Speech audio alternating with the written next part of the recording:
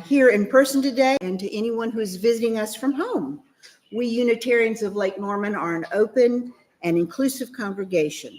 We may walk diverse paths to find meaning and purpose, but we're united in our belief in the inherent worth and dignity of all, and by the responsibility to express our faith through acts of justice and compassion.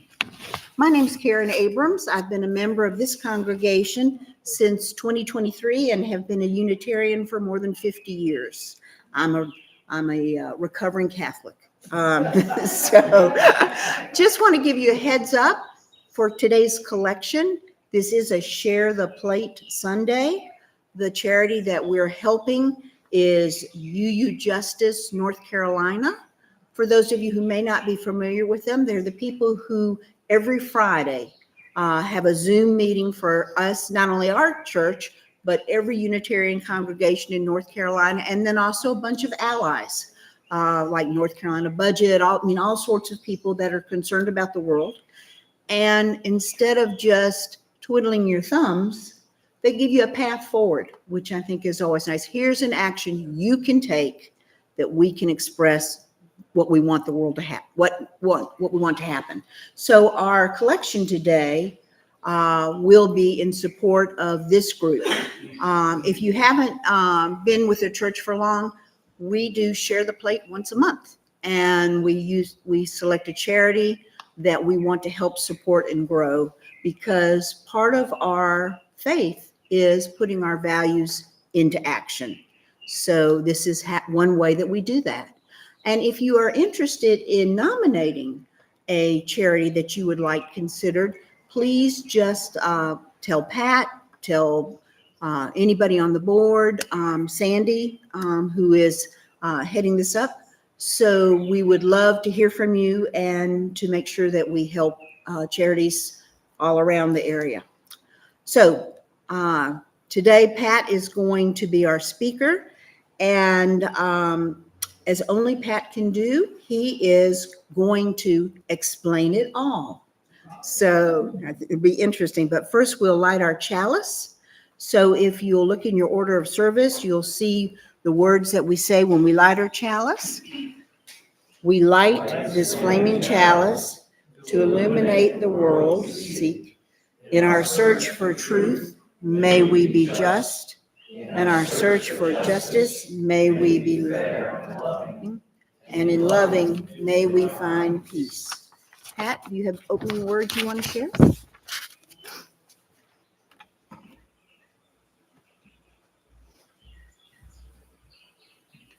I have two sources of opening words today. This came to me from Phil Sterner, but it originated with the Reverend Roy Reynolds.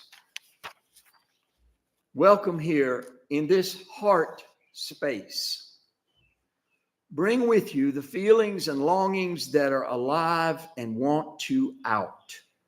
Bring as well your curiosity and willingness to trust, to be true and devoted to the mystery. Come ready to receive, to learn, and dwell deeply in the pregnant stillness. Come with patience and hope, for here you will feel the grace of presence that heals souls and hears your longings.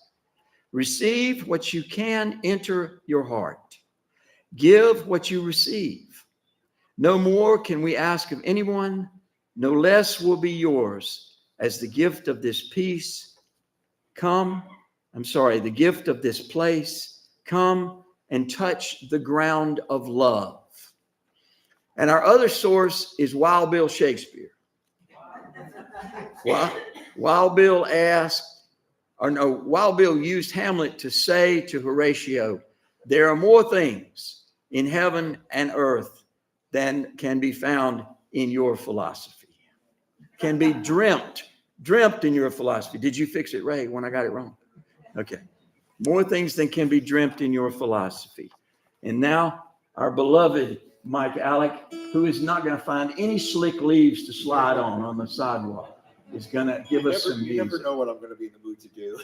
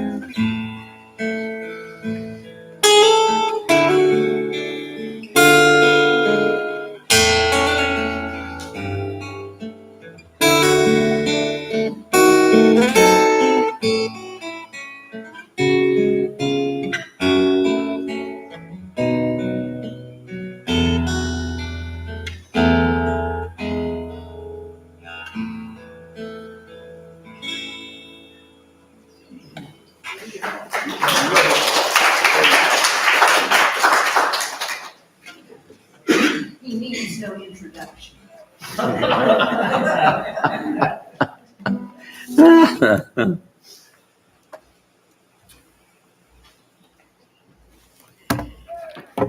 I've said this a lot of times, but there are so many congregations larger than ours, better heeled than ours, who do not have a musician like Mike Allen.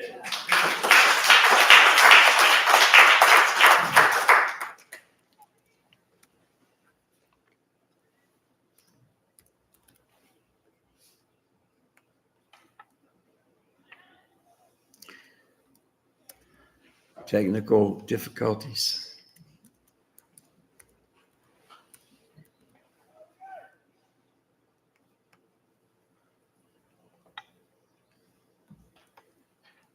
On the wings of a joke from our beloved Bruce Henderson, I took the challenge today to explain everything. Explain all, not everything, all. And Karen Abrams said she would take notes.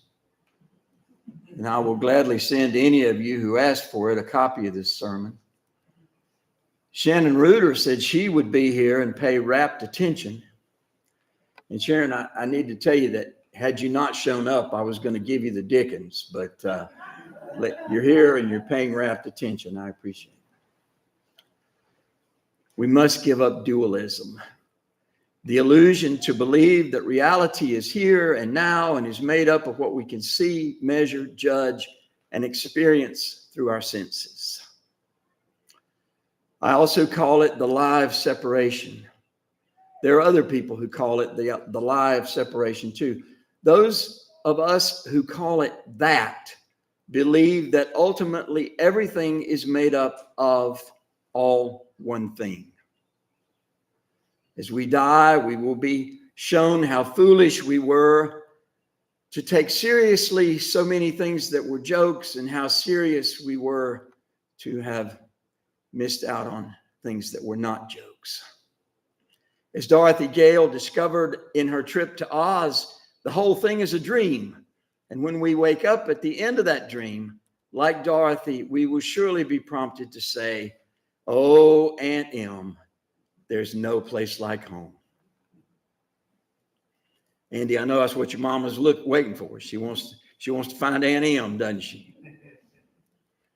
As Al Franken pointed out in his book, Lies and the Lying Liars Who Tell Them, we have literally been lied to all our lives, including a lot of what gets heard in churches and at least some of what gets heard among Unitarian congregations. I have to tell you all, I discovered something just this morning. I'm reading John Meacham's fabulous biography of Abraham Lincoln. And in it, he says Lincoln, as a 20-something, decided that Christianity was bogus, that Jesus was not the Son of God, and that an awful lot of what can be found in the King James Bible is mythology at best. He wrote a long essay, many pages, in which he offered this understanding of his. But he'd already made it clear by that time that he was politically ambitious. And one of his friends took the essay and threw it in a wood stove. He said, "Lincoln, if you want to win elections, you can't be offering this kind of stuff." But he did agree very strongly with Thomas Jefferson's ideas about who Jesus was and was not. The problem is duality. The idea that if something is true, its opposite must be false.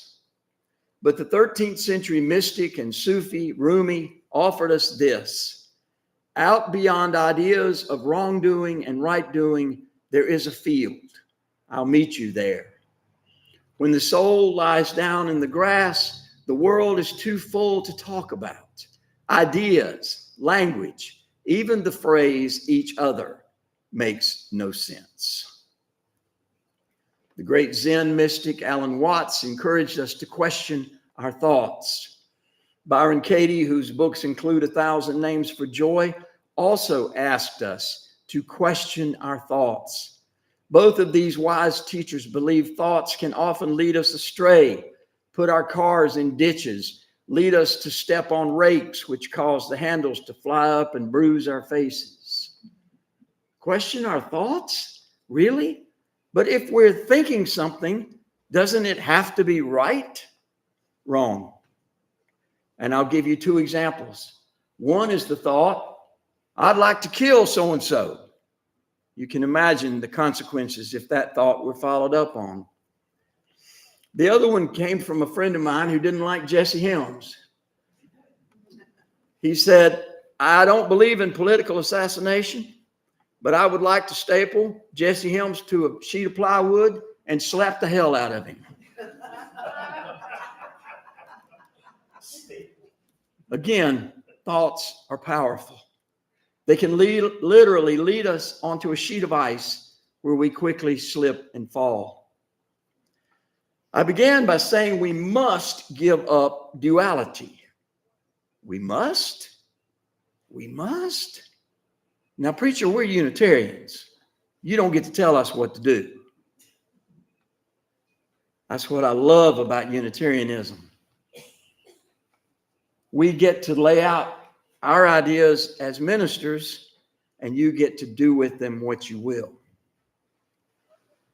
One of my fundamentalist friends said to me, I don't have a lot of fundamentalist friends, but one of them said to me, don't you know that you can't cherry pick the Bible and decide that you believe what you want to believe and lay the rest of it aside? To which I said, don't you know that everybody who reads the Bible cherry picks it and decides to believe what they want to believe and leave the rest of it aside? He didn't like that. We must give up the illusion of duality.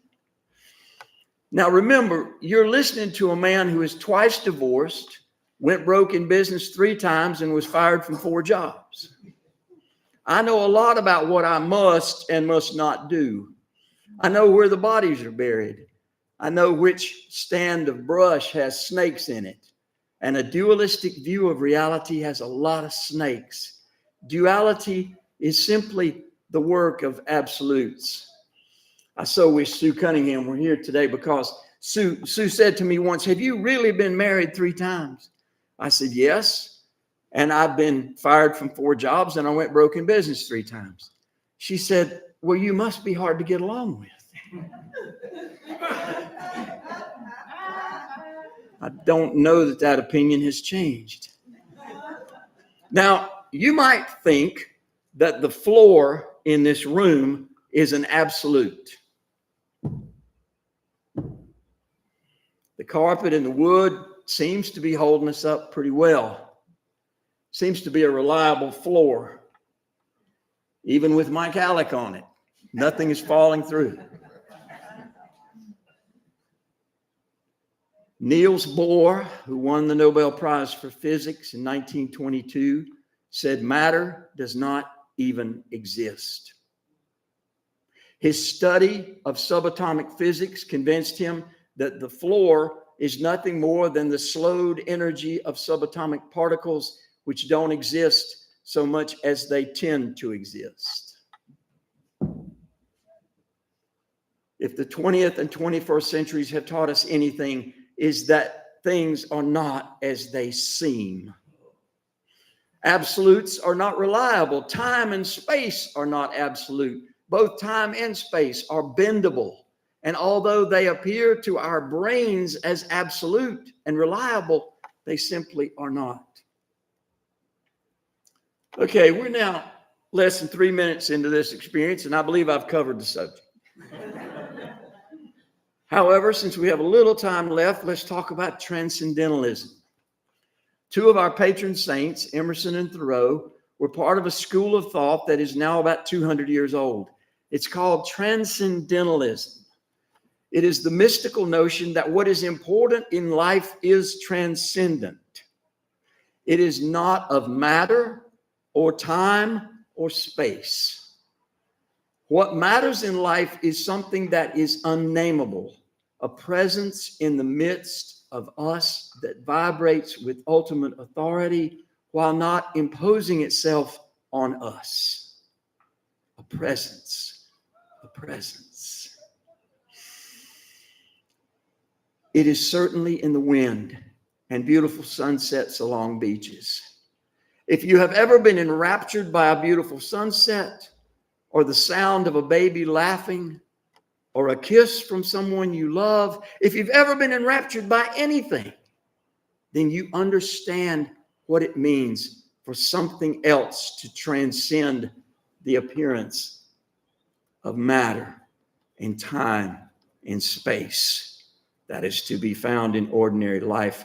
There are so many stories of people who saw out of this world visions or heard voices and somehow worked themselves out of the confines of the ordinary into the experience of the extraordinary. Michael Pollan's book, How to Change Your Mind, stands as a testimony to the power of drugs or plants to transcend the ordinary and experience the extraordinary. Please hear that I am not advocating peyote buttons or LSD this afternoon, or even prayer as a way of experiencing what is really going on in this best of all possible worlds. Rather, I am hoping you will consider that duality, ideas about what is right and what is wrong, may not cover the entire waterfront of what is really going on. I would certainly encourage you to question your thoughts, to look beyond your assumptions and ideas, and perhaps do what William Blake said do.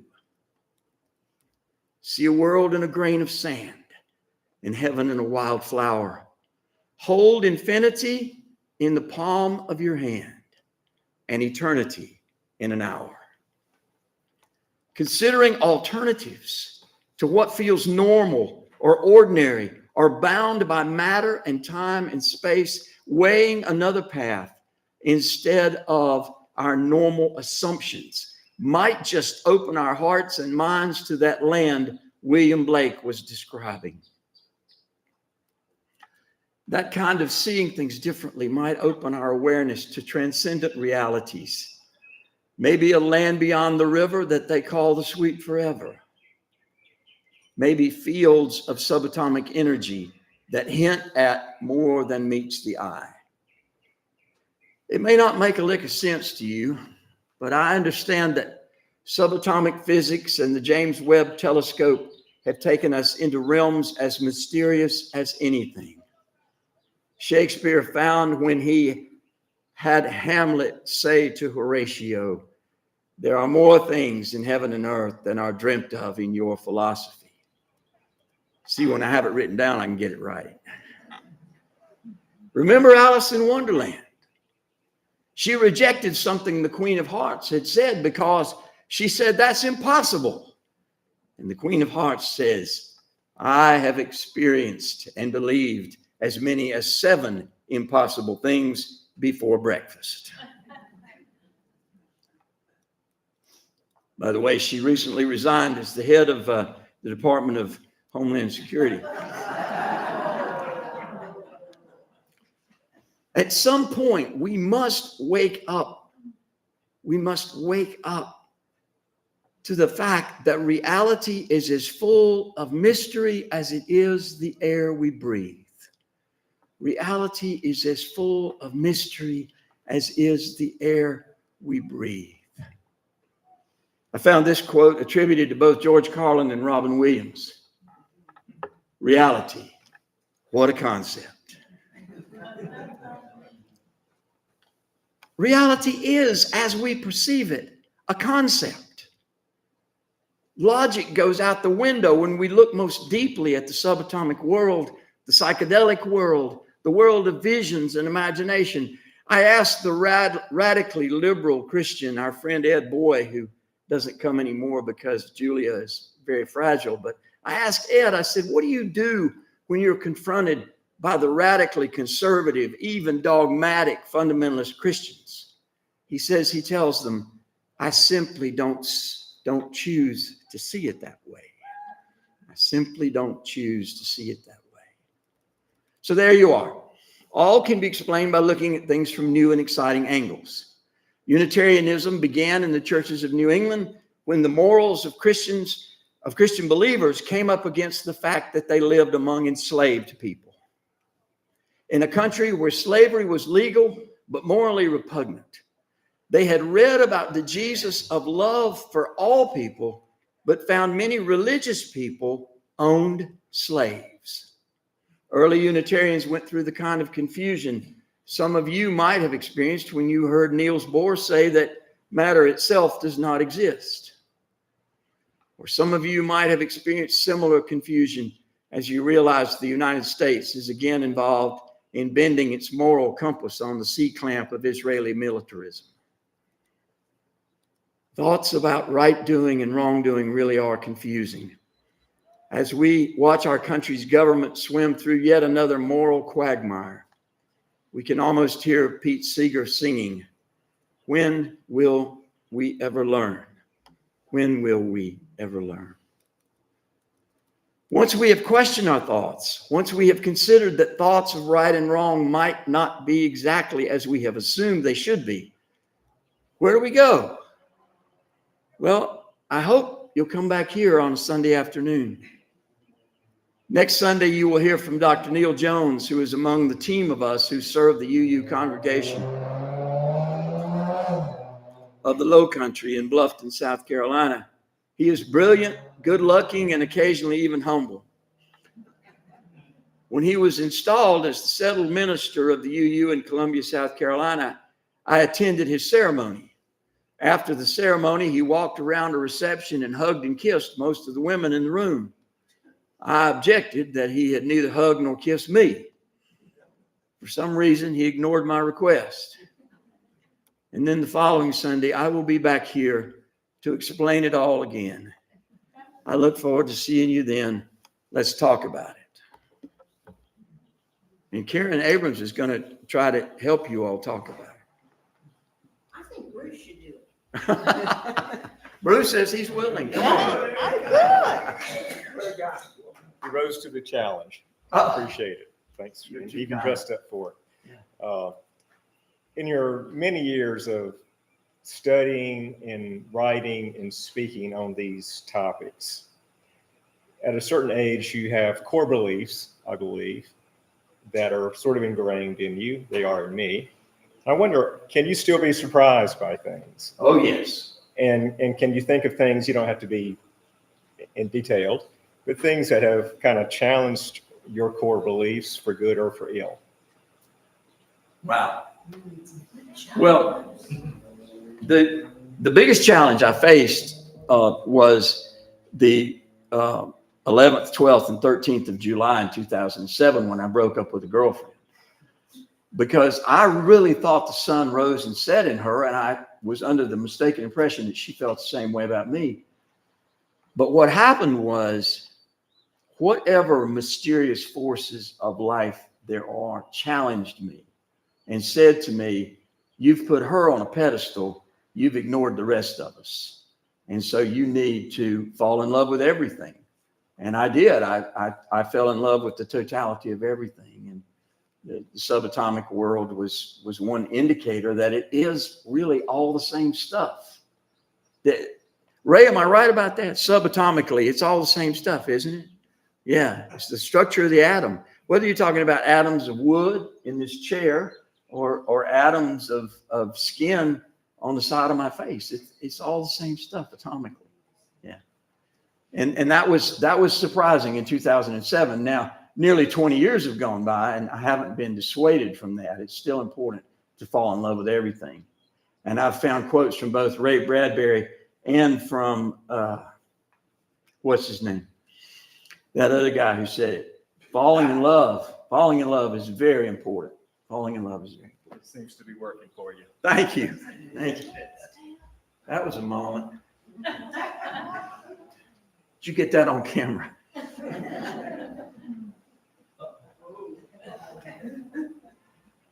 Yeah, we've got a good picture here. Good. And even sound, Good. I'm told, Good. by Susan Cameron.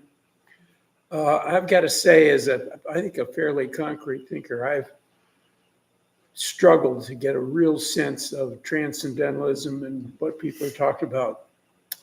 And I'm more confused than ever. Good. So I love confusing concrete thinkers. I'll continue to listen. Okay, good. Let me ask you this, Jim. Can you see a world in a grain of sand? No. Okay. Well, that's your homework. Who else?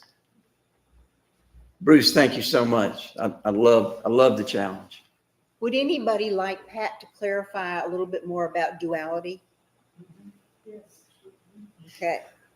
What is it? What is it? I'm so glad you said that, because I followed along listening, and I like that point. I understand where he's going. I'm still struggling with what you mean by duality. Things are not just black and white. They're Right, exactly. Yeah.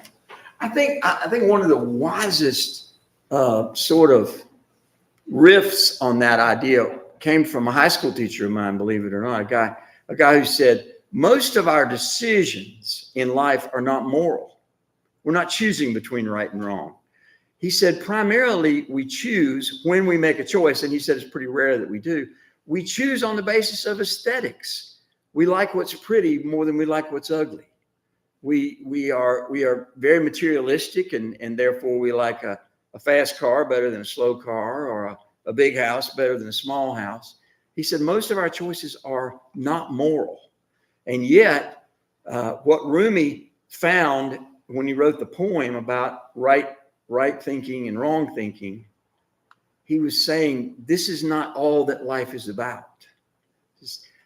Alan Watts says, when you find yourself thinking a thought and you're distracted by that thought, think of the opposite of that thought. And then consider that there is a third area where there is no thought, out beyond thoughts of right thinking and wrong thinking. There is a field. And Rumi said, I'll meet you there. Are you still confused? You are. Well, good. Thank goodness. Thank goodness. Either you are or you're not. But no. duality. See, that's the whole point. You nailed it. You nailed it, Gio. It's not a matter of either or. In so many situations, things are nuanced. I can never use the word nuanced without thinking about George W. Bush telling William Clark to find a reason to invade Iraq. And Clark, who was his director of anti-terrorism, said, Mr. President, there is no evidence that Iraq had anything to do with 9/11. And he said, I don't do nuance. He said, I didn't tell you to find the reason. I said, find a reason to invade Iraq. I don't want to hear about anything else. 600,000 people died in that war. Anybody else? Okay, Phil, come on.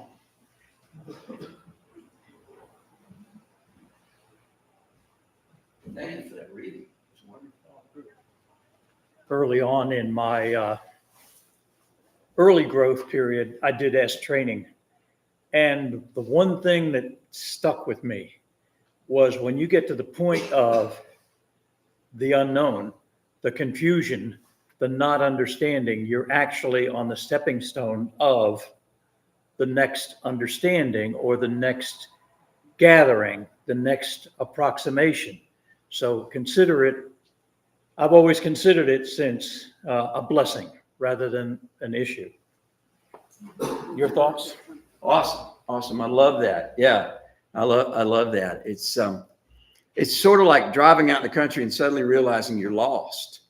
And of course, nobody gets lost anymore with GPS, but you have gotten lost with GPS. Yeah.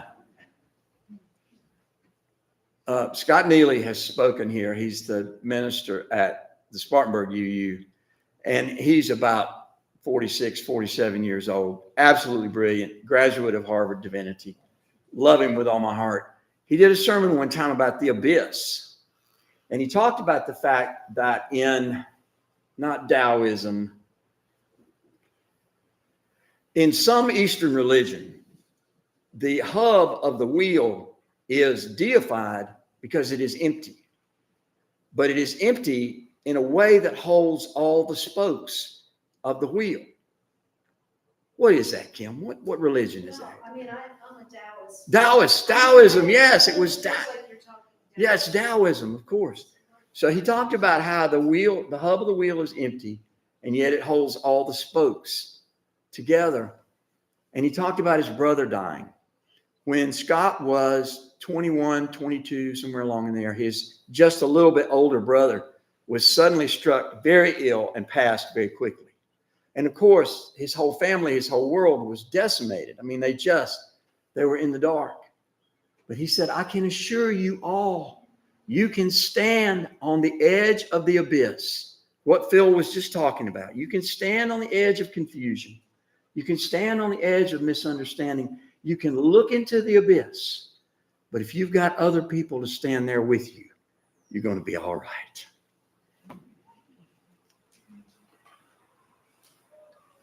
Any other? I think that's it. Lots to think about. I'm glad you're going to continue this. So, Mike, musical reflection? We're going to keep it in G, Eddie. I like that you're compliant.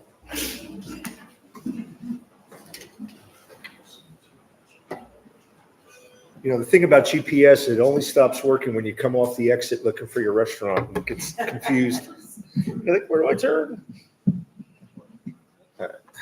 Give me a second here. I'm just going to do something. I'm changing horses midstream here. This is an old Paul Simon song about love. And before he was famous, he wrote this in England. I got it. All right. If you know it, sing along.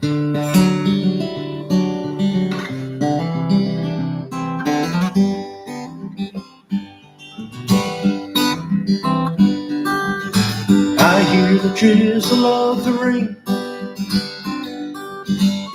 like a memory it falls, soft and warm, continuing, tapping on my roof and walls.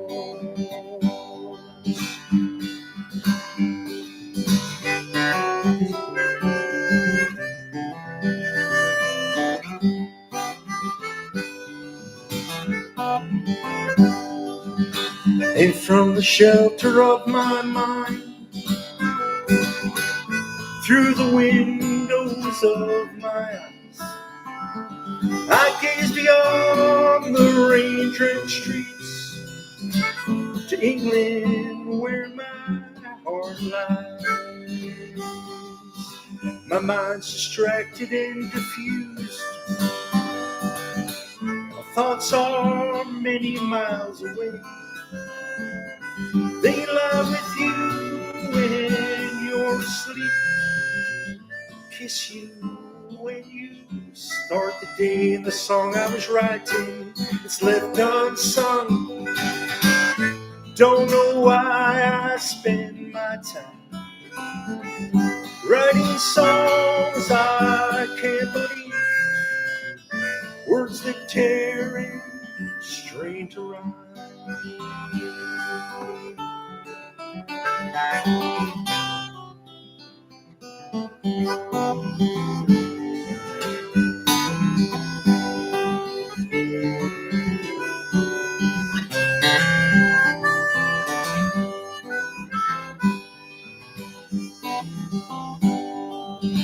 And so you see, I had come to doubt all that I once held as true.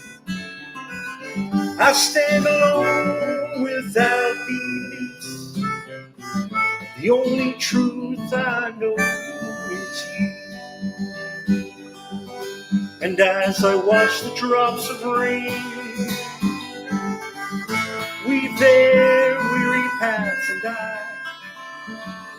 I know that I am like the rain there before. for the grace you provide.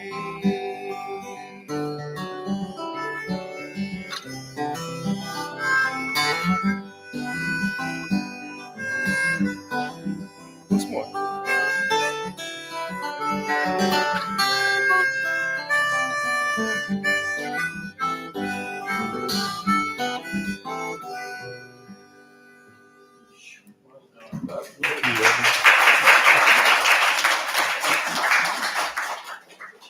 That was lovely. Good job, guys. So, all right. So now it's time for us to do our collection. I want to remind you again that this week's offering is for Share the Plate.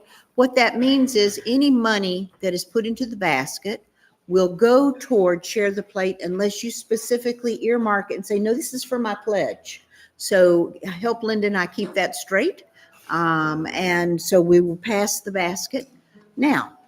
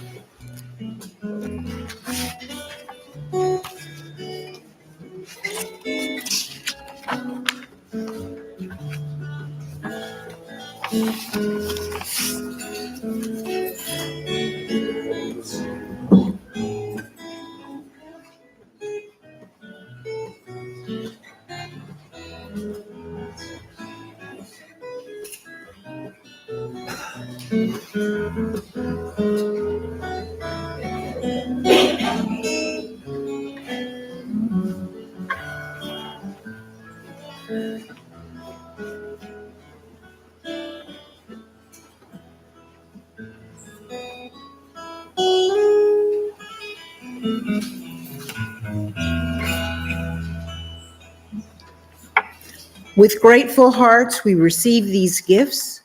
May they encourage us to live lives of integrity, compassion, and peace. We're also grateful to everybody who works so hard to make our Sunday services possible. For Jim with his great skill on YouTube. Jim and I both said we now understand how you get to not rise to the occasion that you feel like, I'm comfortable with this. No, but you're doing a wonderful job.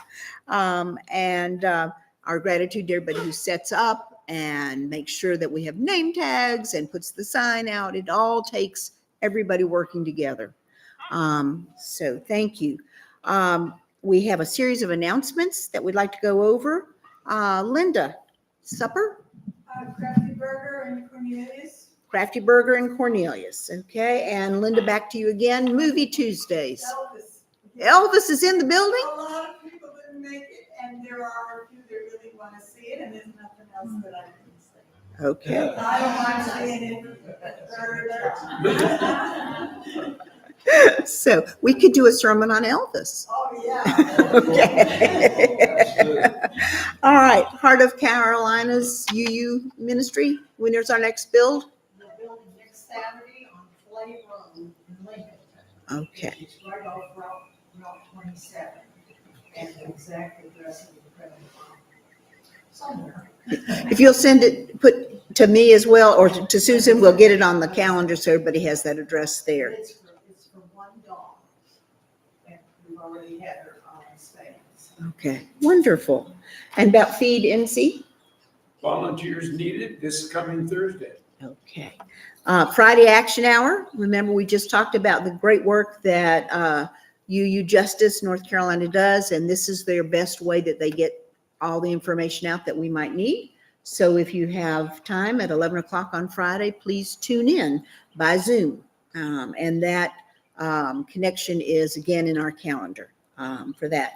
Next Sunday, Neil Jones will be here to talk about what love is and isn't. So, and now that we have had this conversation, we will all be comfortable learning about, I have to be comfortable with not knowing. With that, just, for all of us that want to be more concrete in the world, being comfortable with that. And we have our board meeting Monday, at 10:30. So any other announcements that I've missed that we need to be aware of? All right, so we're going to have our closing hymn. This Little Light of Mine, which is number 118. 118. If you'll stand if you're able. You got it. Okay.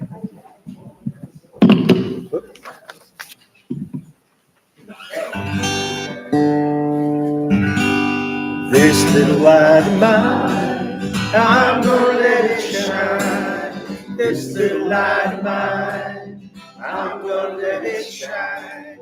This little light of mine, I'm gonna let it shine. Let it shine, let it shine, let it shine. Everywhere I go, I'm gonna let it shine. Everywhere I go, I'm gonna let it shine. Everywhere I go, I'm gonna let it shine. Let it shine, let it shine, let it shine. Building up the world, I'm gonna let it shine. Building up the world, I'm gonna let it shine. Building up the world, I'm gonna let it shine. Let it shine, let it shine, let it shine. Take one, Eddie.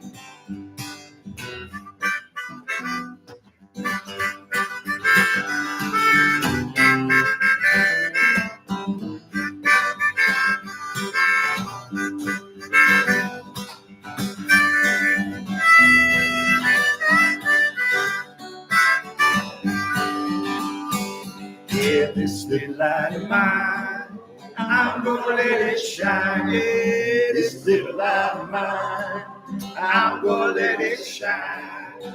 This little light of mine, I'm gonna let it shine. Let it shine, let it shine, let it shine.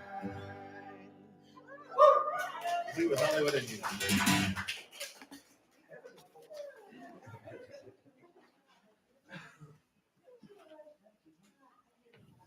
Our closing words come from a number of sources, one of which is Kim Lucas's Taoism. The Tao says the way that can be spoken is not the true way. This from a guy who uses words for a living. Help us, help us. Our closing words also come from a revelation that I had, Bruce, in that same 3 days in 2007. The ultimate to me is ineffable oneness, nameless oneness, oneness which cannot be named. Again, don't you make your living with words, with naming things? Yes, I do. And finally, from Niels Bohr, who won the Nobel Prize for Physics in 1922, matter does not exist. Is that matter doesn't matter? Matter doesn't matter. Doesn't matter anymore. Okay. Who knows? Okay. That's right. Okay. So an interesting day. Lots to think about. Thank you, Pat. Now let's join together and extinguish our chalice. We extinguish this chalice, but not the light of truth, warmth of community, or the fire of commitment. These we carry in our hearts until we meet again.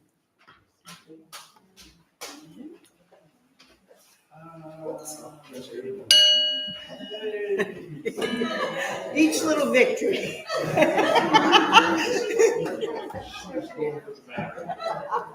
Doesn't matter.